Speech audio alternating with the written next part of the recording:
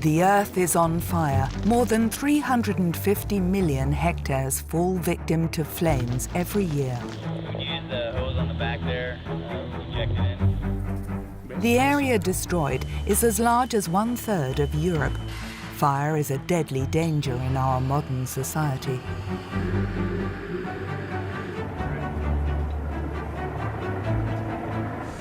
Firefighters all over the world are fighting against the destructive power of flames. Is fire stronger than mankind?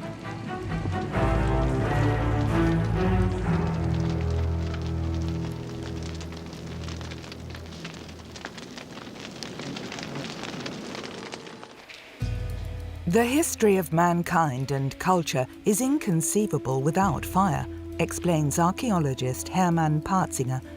He has explored the special relationship of prehistoric man to fire. How do modern humans deal with fire? Have they forgotten how to handle the flames? The fascination has remained.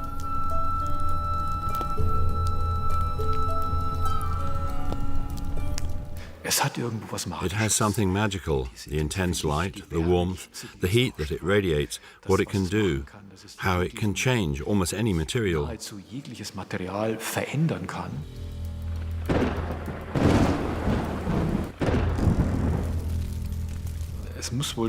must have been very early, certainly already at the time of Homo erectus, which is perhaps about 1 million years ago. It is, of course, difficult to determine exactly when man was able not only to preserve fire, when it was ignited somewhere by lightning, but also to produce it himself. And we know that there are rocks containing sulfur pyrite, which, when struck, produce sparks.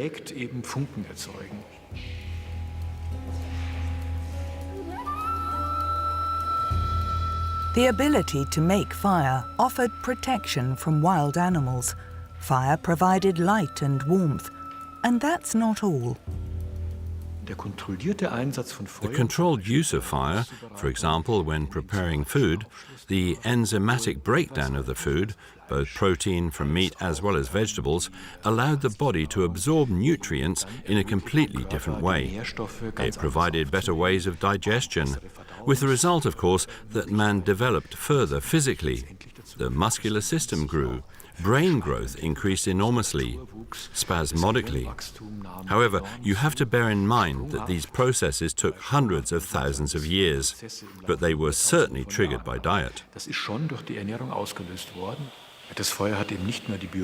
Fire has not only advanced man's biological development enormously, but also his socio-cultural development. The fireplace was, of course, the place where people gathered, where they not only roasted and cooked, but certainly exchanged experiences of the day, where language probably also developed. This certainly happened around the fireplace. A firebird in space. It circles the Earth in an orbit a good 500 kilometers away and is part of the German Firebird mission.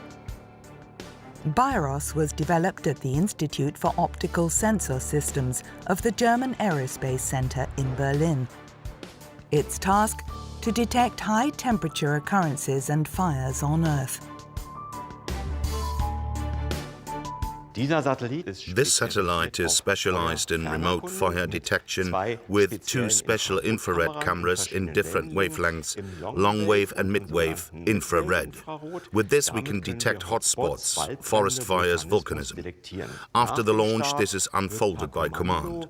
We have positioned the solar panels in one direction and can receive the sunlight from here and feed the energy there into the satellites.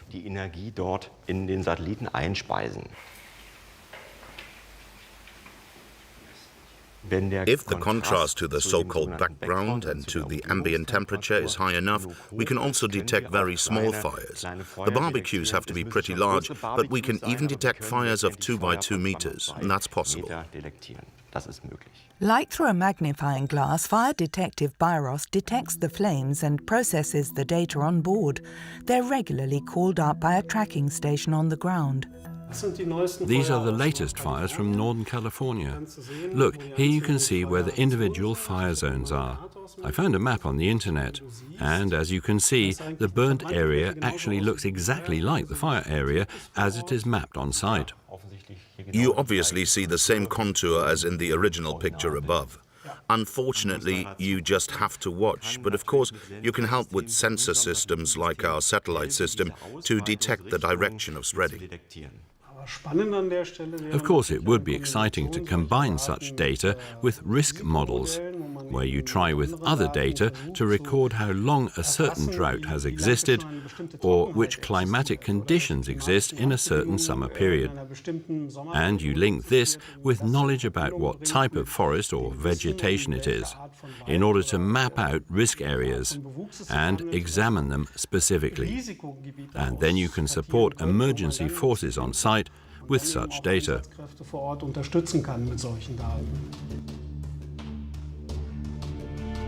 Such predictions are especially important for states like California, a hotspot of devastating fires every year.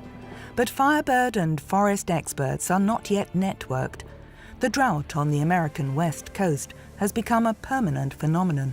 There is no end in sight. Thousands of buildings are threatened by fire and ultimately destroyed. Fire knows no boundaries. Would you use the hose on the back there, eject it in? This is our line right here then, huh? AMR 904.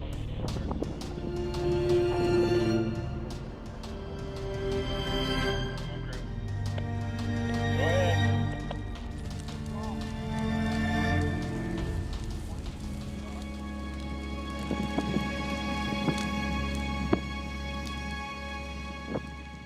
A third of our continents are covered with forest. Since the beginning of vegetation, fire has been part of our ecosystem. Fire on Earth is a natural phenomenon, but only 4% of all wildfires have natural causes, such as lightning strikes or volcanic eruptions. Up to 96% of all fires are man-made. As was the case in Marti, a small seaside resort east of Athens. In the summer of 2018, the fire quickly got out of control and spread rapidly.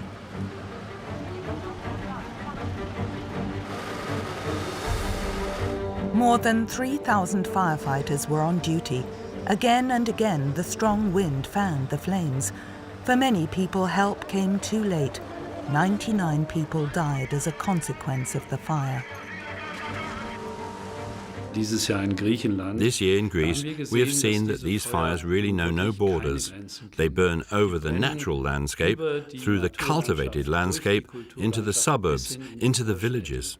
And these are all regions that were previously partly used for agriculture, which were traditionally not combustible at all, because our ancestors, farmers or shepherds, used up all the vegetable biomass. They are no longer there, and instead we have the modern nomads living here. Tourists, or those seeking recreation, who live here but who no longer cultivate the land, as they are only there to visit. And then what we have increasingly seen in recent years happens. The fires burn into these urban landscapes.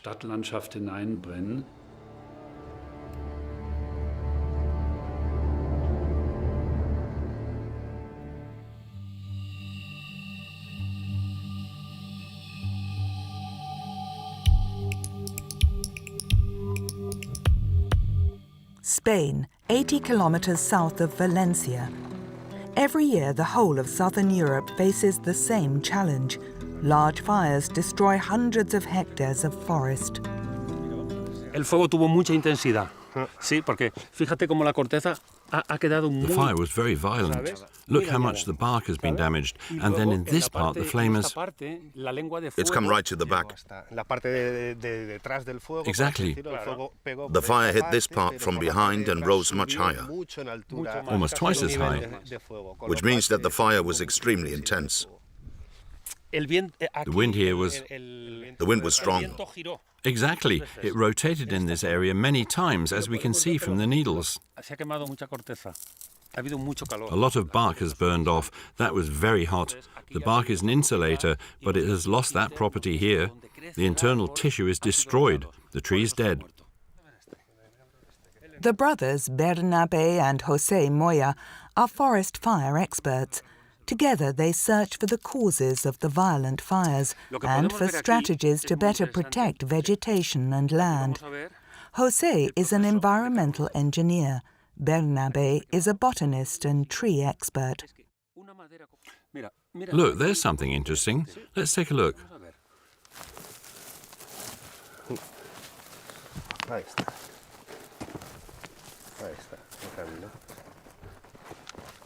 The trunk was here. The tree had 4 big roots. One there, the other going here, a third was here, and the longest went at least as far as here.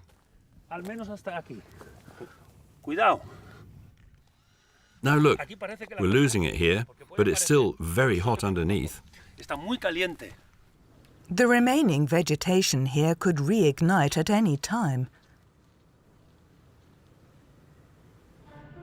In Freiburg, in the control tower of a disused airfield, fire researchers are looking for answers as to how we can counter the growing fire hazard worldwide. Scientists at the German Global Fire Monitoring Center observe fires and collect fire data, but not only that. This actually also entails monitoring of policy, application and practice in order to identify where action is needed. His experience is in demand worldwide. On these pictures, we see a fire experiment in the Krasnoyarsk region. We started an experimental fire there, 50 hectares on a forest island. Johann Goldammer is Germany's only professor of fire ecology. His research experiment at the beginning of the 1990s was groundbreaking. Soil, forest and climate researchers from all over the world are involved. On the day of the fire, and on the day before and after, of course, we record the meteorological parameters.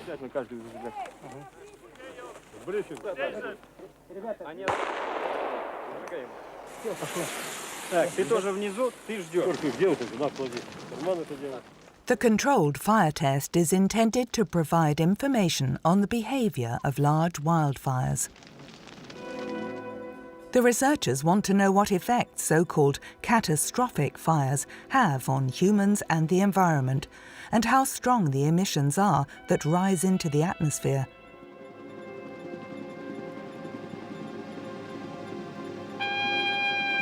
Can we do more to protect ourselves from such fires in the future? The concept of the experiment is as follows, that we will continue to observe this forest island in the coming decades. 25 years have already passed, but this experiment will take even longer. It's planned to last 200 years in all, officially until the year 2192. We are thereby simply following part of the tradition of forestry research, which is always very long-term.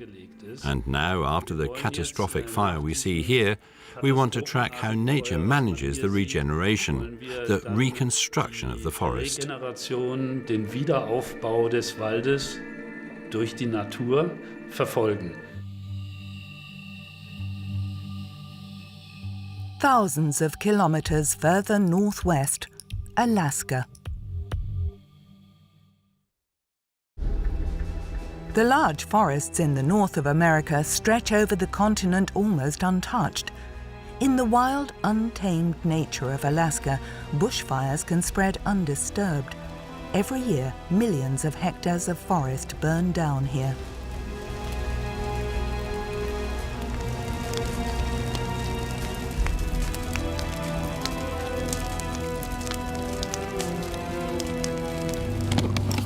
An ideal outdoor laboratory for Austrian atmospheric scientist Martin Stufer. To collect data, he equips his aircraft with highly sensitive measuring instruments. Stufer has been contracted by the University of Alaska. Alaska is a perfect test area for forest fire research. The fires occur and are not fought. They spread naturally, depending on the weather conditions. And so every year we have many opportunities to investigate and observe forest fires.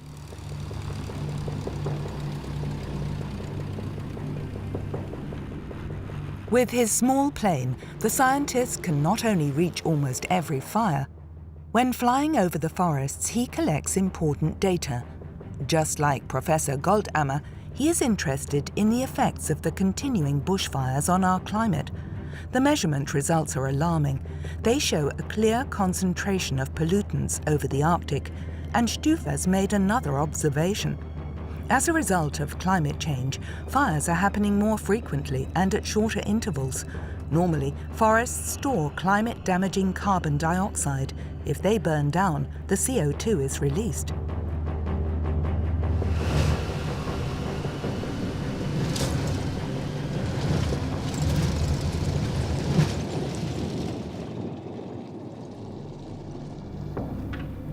The damage to the vegetation is enormous, but Martin Stufer is particularly interested in the greenhouse gases produced by the fires. Huge quantities, tons of particles and CO2 are pumped into the atmosphere by forest fires. This pollution of the atmosphere contributes greatly to global pollution, global atmospheric pollution. Fire does not only destroy the landscape, it is also a climate killer. The Telegrafenberg in Potsdam, the science park above the city, rich in tradition, is home to a unique, world-renowned centre for geo and climate research. Scientists from 5 institutes work closely together here. With the data from atmospheric researchers, scientists can predict to what extent fire will change the climate and what this will mean for the forest. Worldwide, forest fires and bushfires are an important factor in the global carbon cycle, and a globally increasing occurrence of forest fires can cause more CO2 in the atmosphere, on a scale that is climate relevant. In other words, if we have more regions that burn more, and forest areas that have a great deal of biomass, in other words, a lot of CO2, then if they suddenly burn down, this can have a very strong retroactive effect on the climate too, and contribute to climate change intensifying. Kirsten Torniker is a forest expert and researches how forest growth changes through the interaction of fire and vegetation. All climate-relevant data are fed into the Institute's supercomputer, a kind of high-tech laboratory that can simulate global warming and the consequences for vegetation and climate in the future. The left map shows how, under severe climate change, that is, with global warming of 5 or 6 degrees or even more, the forest fire area could increase 4 or 5-fold, and in particular turn Central, Eastern and Northern Europe into a new forest fire region. In the event of severe climate change, there would be less forest fire area here, although it would become warmer, because the vegetation would no longer be able to keep up. That means there would be no forest, no bushland left to burn. If global warming continues like this, and we do not meet the 2-degree limit, then the spread could shift so far that what we feel to be extreme today could become the norm. What does it mean when climate extremes become normal? Sweden experienced a foretaste of this in the summer of 2018. Within a very short time, large fires in the Dalarna region got out of control. The trees caught fire in record time due to weeks of drought. Normally in summer there are moderate temperatures of around 23 degrees. That year, the thermometer had climbed to 35 degrees for weeks, and there had been no rain since May.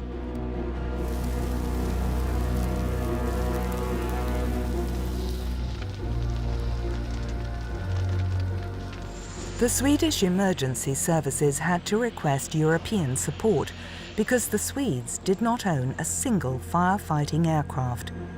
Is this drought a unique phenomenon?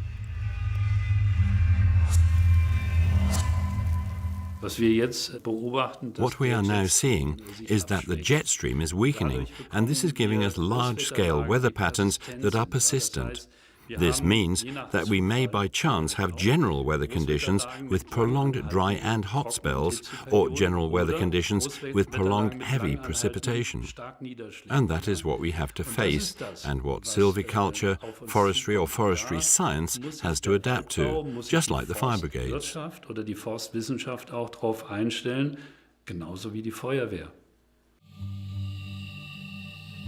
For years, the fire brigade in southern France has been gaining painful experience. The Mediterranean region is regularly hit by severe fires in summer. In the mountains, it is mainly the heavy firefighting planes that quickly reach the fires. It's not the pilots who decide where to extinguish. We have developed strategies for this. We assign the planes their destination. And this communication between ground and aircraft crew works very well.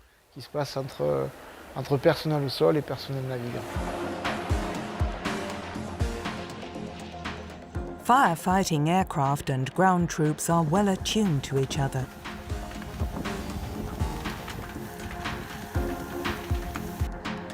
That summer, Sandrine Ballesté, a woman firefighter in the Bouches-du-Rhône department, was sent to Sweden for her first major mission. The vegetation is not the same as in France. We didn't have our technical equipment with us. We used Swedish vehicles.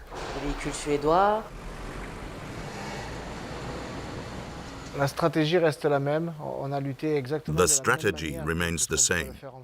We fought just like in France. We had to adapt, of course, because we didn't have French trucks. You didn't have the equipment we are used to. So we had to use Swedish tools. But the procedure was exactly the same. We are very pleased to have contributed to this European success.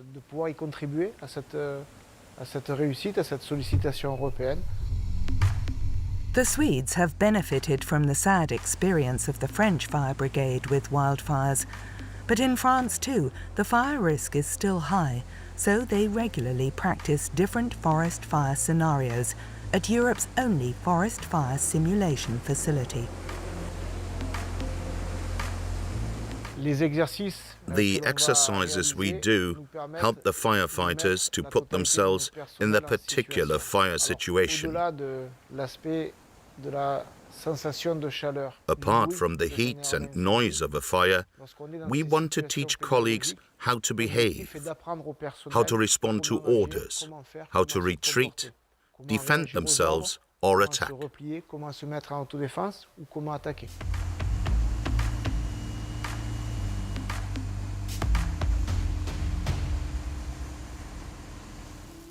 Is it a coincidence that there was such a fierce fire in the north this year? Will firefighters in Europe have to prepare for major fires in the future? We have to move away from the idea of a temperate climate, with very balanced weather throughout the year, and adapt to a climate of extremes. Fires in open landscape, in the agricultural areas, or in other open land areas and in forests will occur more frequently, which means we have to adjust. And we got a foretaste this year with the fires in the greater Berlin-Brandenburg region, where the areas affected by the fires have increased considerably, and where we saw that the fire brigades, with their classic equipment, could not really cope.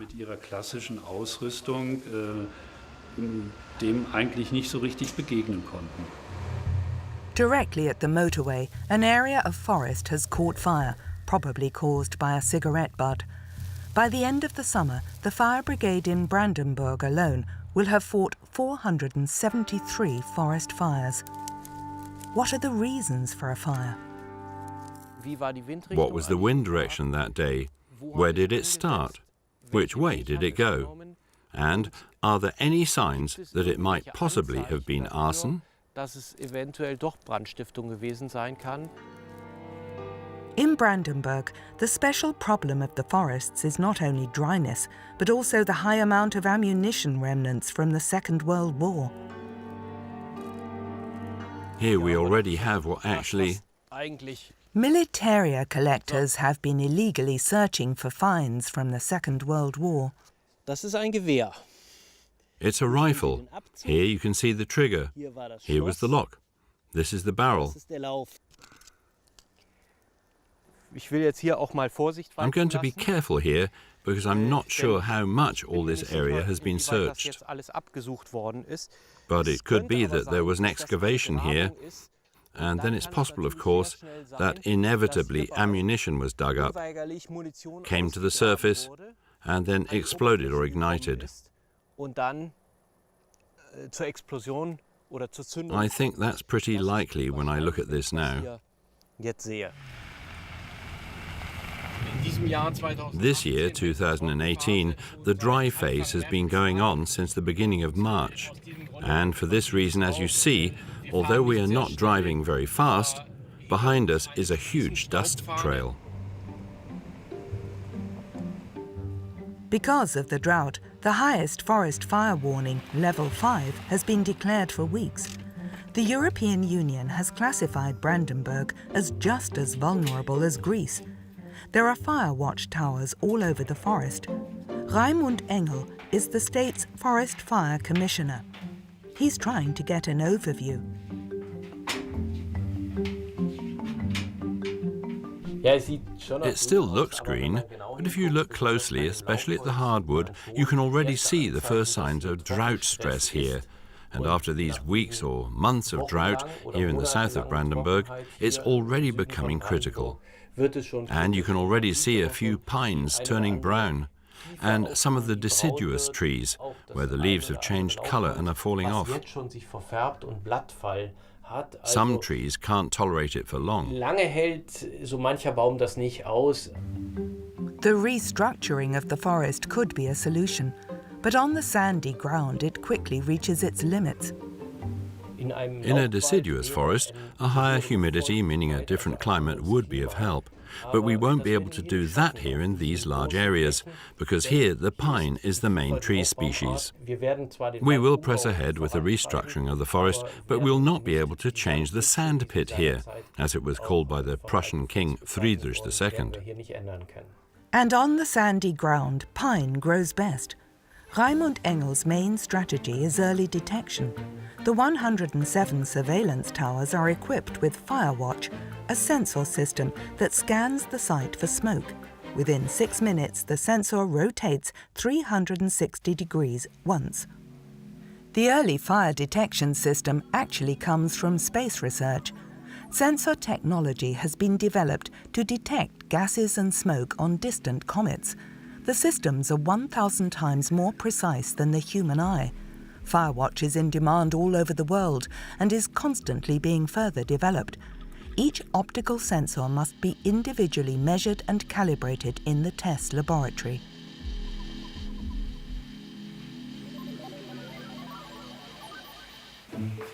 The data from the sensors are evaluated in the Forest Fire Center. They can capture black and white images in 16,000 different grayscales. The Firewatch system can detect forest fires at an early stage, even at a distance where the human eye cannot. We also have fires here that are discovered 20, 30 kilometers away, where there is only a small cloud of smoke that the human eye does not even notice. But here the technology is so sophisticated and so accurate that it's possible to detect the fire early, then raise the alarm as soon as possible, so that forces are quickly on site and the damaged area ultimately remains small. Hello, I'm calling from the Forest Fire Center Wunstorf. Listen, south of Schönwalde, what's happening there?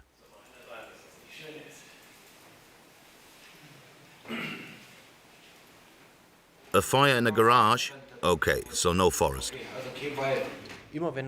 Whenever a cloud of smoke rises above the treetops, this system gives an alarm, and then it has to be checked whether it's a cloud of smoke from a forest fire or just a cloud of dust, maybe from a tractor ploughing the fields. Early fire detection is not enough for the specialists at the Global Fire Monitoring Center in Freiburg. Professor Goldammer and his team are looking for ways to use the collected data and experience from the recurring forest fires to develop new preventive fire protection measures for Europe.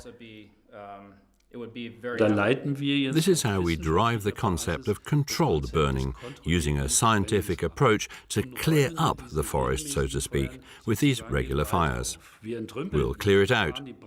We reduce the fire load so that if it burns in a very hot and dry summer, there is much less fuel there. Controlled burning means withdrawing fuel from the uncontrollable wildfire by means of targeted fires. The researchers are also using a new technology. The classic vehicles don't get into the forest and are very difficult to move even with field fires. We have already had a lot of accidents where even the vehicles themselves caught fire. But now we have a new technology available to us, namely firefighting tanks.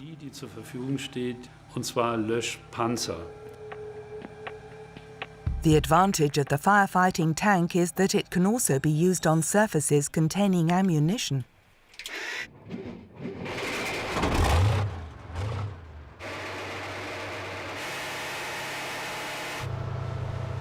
The vehicles are thoroughly checked after each use.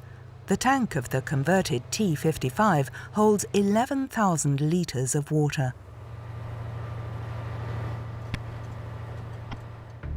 Together with his team, Hans-Joachim Schulz specializes in forest fires. In the summer, the entrepreneur is frantically busy. We hardly had time to recover. We had one weekend break in between. Our people couldn't get much rest. Schulz trains the drivers and also converts the vehicles in his own workshop in Seehausen. He is usually called directly to the scene by the fire brigade. Only recently there was a fire in a nearby pine forest, not far from where he lives. The next day he was at the scene of the fire again. How does it look? Shall we go and see? The ground here is completely dry. Even one day after the fire, they cannot be sure that it has been completely extinguished. It burns like tinder, of course. A flying spark from a braking freight train had triggered the forest fire. And indeed, the men still find patches of glowing embers. They're often difficult to detect with the naked eye. Let's take a look at this. We have the humus layers in here, and then the fire just eats through underneath. It's got water on here now. It's wet here because the fire department got to it, but ultimately the fire eats its way through between sand and humus. And so if we don't interrupt it, it actually makes its way through the path and proceeds to the next area. Here it runs both with the wind and against it. It goes so fast. A very small strip, and there's nothing yet. And now it's concentrating here again. Unnoticed, the fire can burn under the path and come up again in distant places in the forest. The tank is also an advantage here. It pushes away the combustible humus layer and can thus stop the invisible spread of the ground fire. We have to clear the paths, otherwise it won't work. As I said, if you don't watch out. Schulz wants to support the fire department. His vehicles are now indispensable. After a fire, the trees are susceptible and are often attacked by pests. This forest is lost and must be reconstructed. The trees here are mainly needed to supply wood. On completely overheated ground, they stand close together with no way to resist the fire. Will we have to say farewell to the old, familiar forest in the future?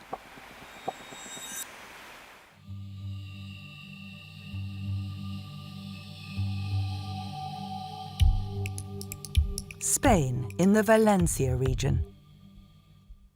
Every year, large fires destroy thousands of hectares of land and entire ecosystems on the Iberian Peninsula. The problem? The areas are often overgrown with dry bushes and undergrowth that provide plenty of fuel for the flames. The modification of the vegetation is also a topic here, and possibly nature itself can provide a means to stop the spread of wildfires. Cypresses are the solution.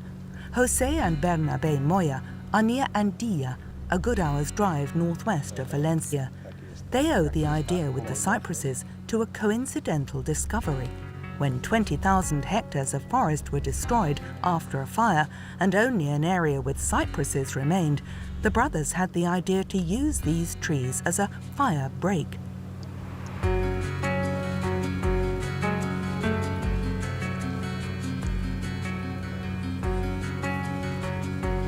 Together they founded the Cypfire Project, which aims to plant cypresses as green firewalls in Mediterranean countries.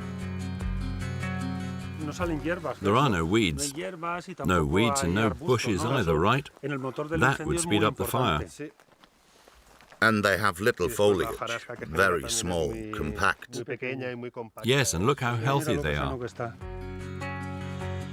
Its properties make the cypress a natural firebreak. It stores a lot of water, takes a long time to start burning, and no weeds grow underneath it. Ideal conditions to slow down a wildfire. We cannot change the climate, but the land use and the forests provide possibilities, and that should be our task. It's a big green umbrella. The fire can't enter, but a person can disappear behind it.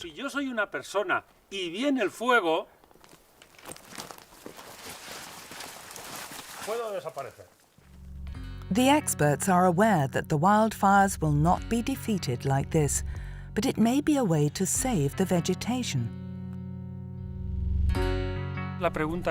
The question is, why are there no major forest fires in North Africa, even though we have the same climate and the same vegetation?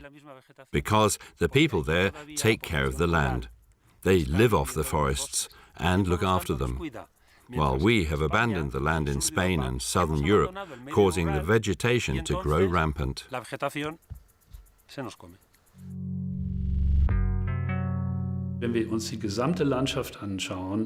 If we look at the entire landscape, then we have to develop concepts that make this landscape resilient against fire, against wildfire.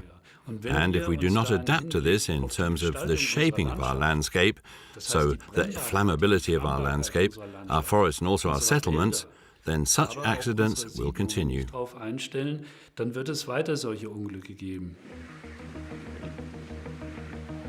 Is it possible to make our landscapes more resilient? The railway embankment in Siegburg was the scene of a fierce fire on the 7th of August 2018. Flames quickly spread to nearby houses. The residents had hardly any time to get themselves to safety. About less than a minute ago, you could see huge fires that were directly created by shards of glass, discarded cigarettes, whatever, faster than you could see. Gusts of wind, express trains passing by. First the one embankment burned, then straight away the next one. Immediately the houses caught fire within seconds. All the neighbours fled. Although the fire brigade was there at once, everything happened at a furious pace. 9 houses burned down, 32 people were injured. We saw scenes that reminded us very strongly of Greece or California, and that we haven't seen here in this form in recent years. That means we have to be aware that on the outskirts of our settlements, our villages, or along the railways, on the outskirts of towns, in such dry periods, our built-up areas are also endangered. And that brings us to the link between the so-called landscape fire and the urban fire. Sozusagen Landschaftsbrand in den Stadtbrand.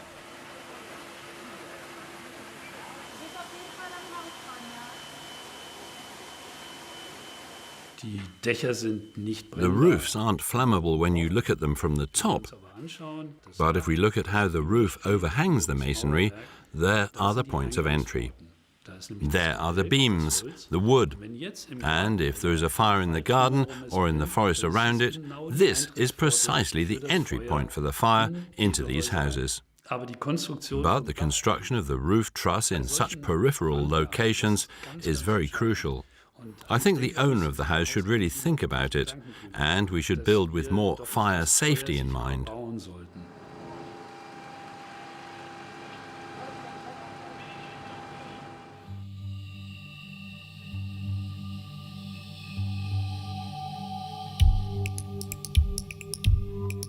London, 2017. The English metropolis experienced the greatest fire disaster of the post-war period. The 24-storey Grenfell Tower in North Kensington was on fire. Triggered by a fridge fire on the 4th floor, the fire ate its way up the facade of the skyscraper in a matter of seconds. The reason? The facade cladding of the high-rise building was not fireproof. Screaming, help, help, it's flashing their lights and everything, and now all those windows, people are gone.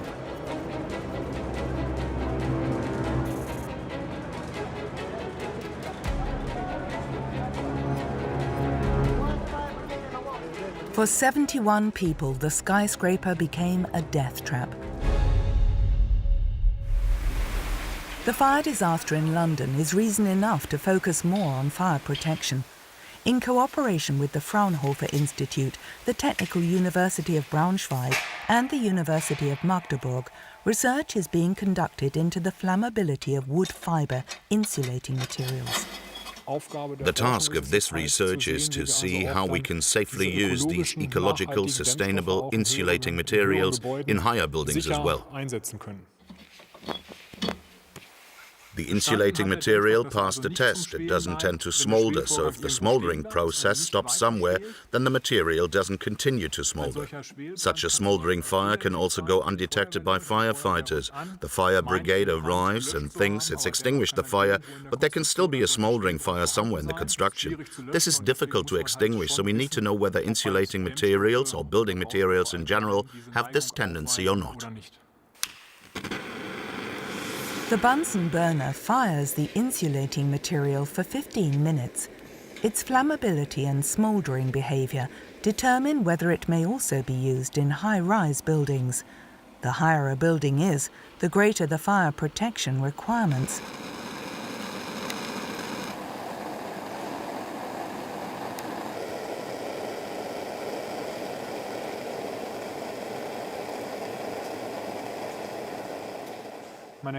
You can still see a few ambers here, the insulating material that is still smoking, demonstrating very nice fire behavior up to this point in time here.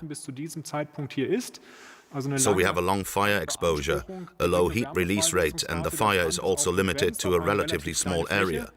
But the problem is this behavior that we see now. It is still smoldering inside the insulating material, and that won't stop by itself. This smoldering is a danger for the fire brigade. It's difficult to put out these smoldering fires, and so we are developing appropriate protective measures to limit this, either by a different material composition or by constructive measures by cladding. The greatest danger with house fires actually comes from carbon monoxide.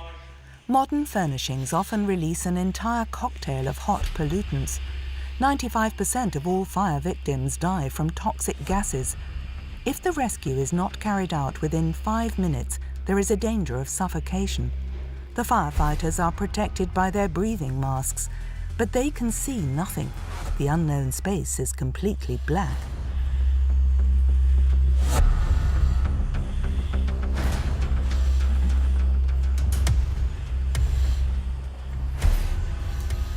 It is important for firefighters not to panic or lose orientation.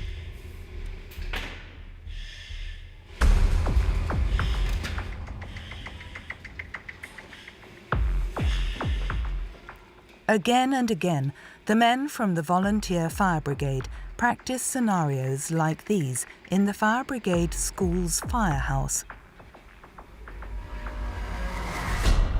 Here's our mission: attack troop to fight the fire with one sea pipe in the left, lower ground floor apartment, water troop a second attack, and rescue troop, host troop does the respiratory protection monitoring.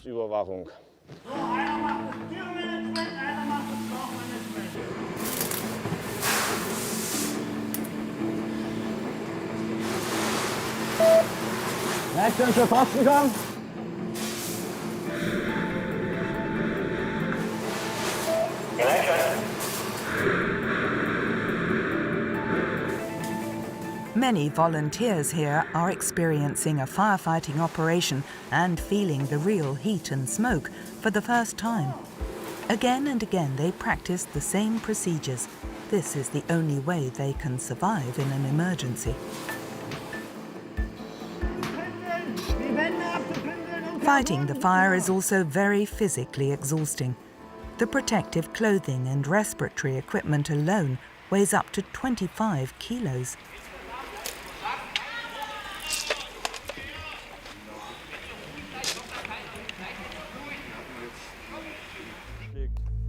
But not only firefighters are trained here. A series of firefighting tests are also being carried out. Today, new extinguishing agents will be tested at the Institute for Fire and Disaster Control. For example, if petrol is burning, only foams may be used. Although they work well, there has been some criticism recently. These alcohol-resistant foams are banned by the EU because of their harmful contents, and there are now substitutes for them, which we are investigating to see whether they are as effective as conventional pollutant foams. Michael Nesker heads the Fire Brigade's research department. He's monitoring time, temperature and test sequence on the computer in the control walkway. Ignition.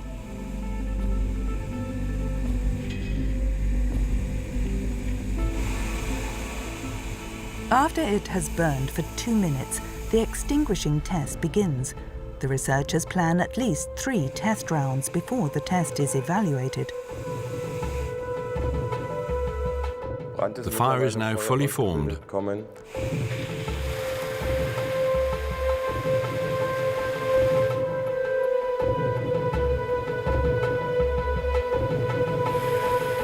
The foam must be applied for at least 3 minutes and should cover the burning surface.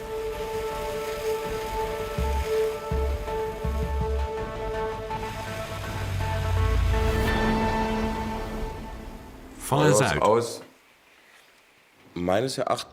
In my opinion, and this is also demonstrated by the measured values, this foaming agent, which we have tested as an alternative to fluorine-containing foaming agents, is absolutely suitable. I am a little surprised myself, I have to say, but in my opinion, as the measured values also prove, it worked excellently.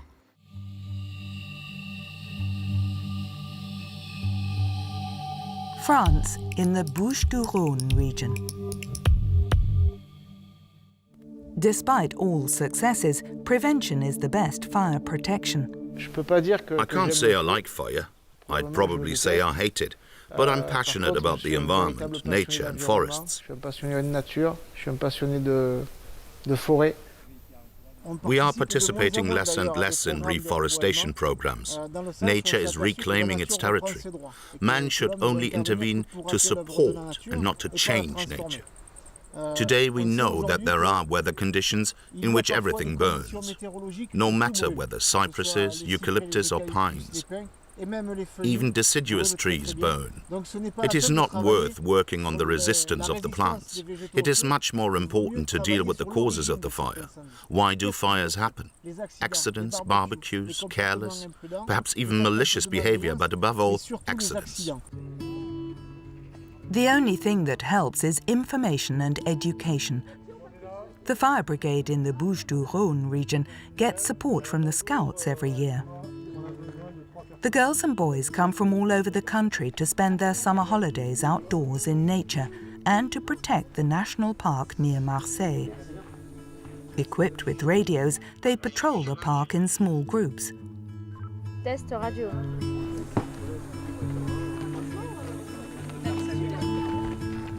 Quand il y a des fumeurs If there are smokers who don't follow the park rules, we talk to them and ask them to put out their cigarettes. On va aller leur demander d'éteindre leurs cigarettes parce qu'un mégot, ça peut vite déclencher un feu. Donc, on fait très A attention. cigarette butt can quickly start a fire and cause great damage. Faire beaucoup de dégâts.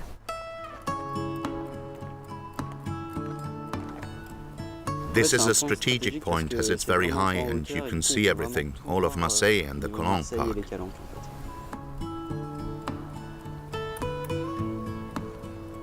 This is Camille. Can you hear me? Yes, Camille, I hear you. We are in position. Good, understood.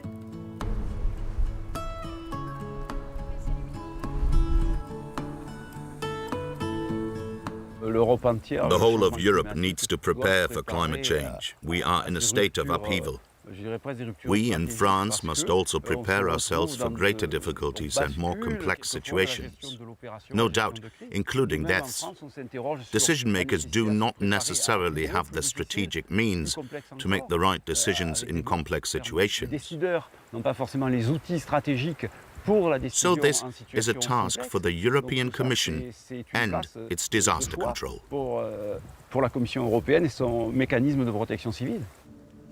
And it's urgent, because fires in Europe are on the increase. Ich glaube, im Moment klammert man sich immer noch an I think alte we're Modelle. still clinging to the Das old heißt, model right now. Das Modell von einem From the naturnahen temperate climate period with near natural forests, with great biodiversity, with sustainable production of goods, wood and forest byproducts. Holz und forstliche Nebenprodukte, die aus der These Zeit concepts des gemäßigten simply have to be Klimas revised. stammen. Diese Konzepte müssen einfach überarbeitet werden. I think there is a great deal to do for the forest scientists in the future. Tun in der Zukunft. The power of fire knows no borders, and the only way to fight it is with a cross-border strategy.